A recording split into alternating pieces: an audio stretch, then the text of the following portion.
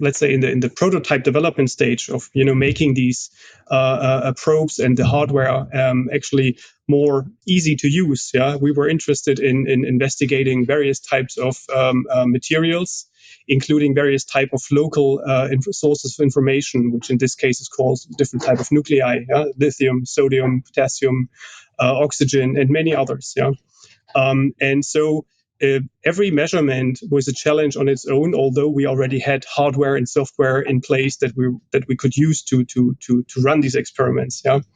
For an industrial application, I'm quite sure that you have more like you have the materials that you assemble, you have the materials that you make, then you assemble them in cells. You have these batches of cells that you want to investigate.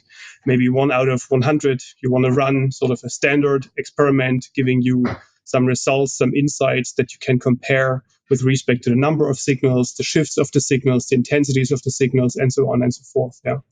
And therefore, I envision actually a standard operating protocol, including standard hardware and software solutions that we are also working on. And we already have made a lot of progress here so that we can offer the user the complete package, which includes the hardware, which is a very simple to use probe with a simple to assemble and use cell container. Yeah.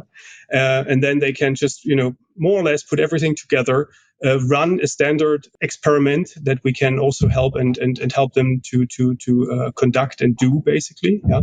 And after that, we also have recently just created some software that we call the eCAT, which is like a software visualization and processing tool that can, with just a few clicks, actually give you a beautiful graphic out of an overnight measurement or over a week measurement of the in situ NMR data that one can apply. And this will be helpful, at least in my understanding, that users can just run more or less in situ NMR, which is the combination of the solid state NMR experiment with the electrochemical experiment on a more or less routine basis.